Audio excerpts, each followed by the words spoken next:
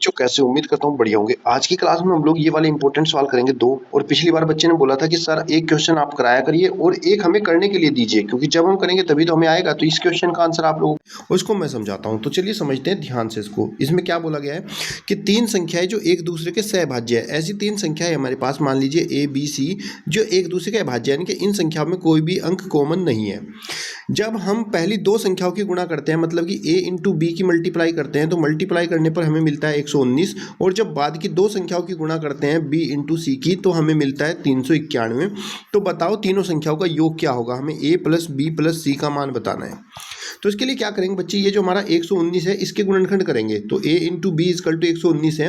119 के अगर हम यहाँ पे गुणनखंड करते हैं तो 7 इंटू 17 होता है, 17 सत्ते 119 होता है।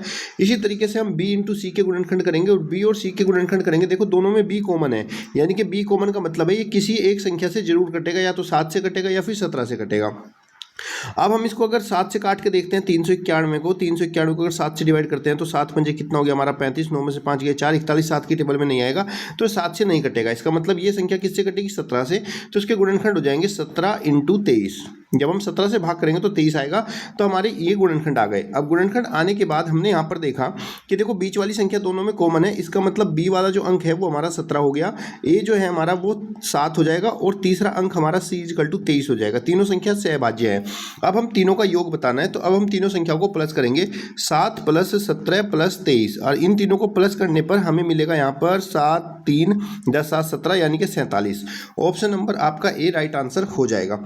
इसके साथ ही मुझे कमेंट बॉक्स में बताओ बच्चे इस वाले क्वेश्चन का क्या आंसर होगा, क्योंकि जब बच्चे आप इस तरह के सवाल सोल्व कर पाओगे तभी आपका सिलेक्शन होगा। साथ ही आज हम बात करेंगे बेस्ट बुक फॉर नवोदय। अगर इस तरह के सवाल और तैयारी आपको करनी है जिससे आपको 100% सिलेक्शन मिले, तो बेस्ट बुक है चक्षु प्रकाशन की, विद्यालय समिति द्वारा ही संचालित है। और इसमें आपको जो है 2500 से ज़्यादा वैकल्पिक paper, 6 practice set, 13 solve paper देखने को मिल जाएंगे। और इसके साथ ही यहाँ पर इसका आप कॉम्बो पैक अगर ले लोगे तो समझो सोने पे सुहागा, फिर तो कोई रोक नहीं सकता एडिशन के लिए। यहाँ से आप बेस्ट मेथड सीखोगे और इससे आप प्रैक्टिस सेट लगाकर कम टाइम में पेपर को एरर फ्री सोल्व कर दोगे। इसमें भी आपको 1800 से वैकल्पिक person, 20 practice set, 8 solve paper, 100% selection होगा अगर ये तैयारी आप कर लेते हो।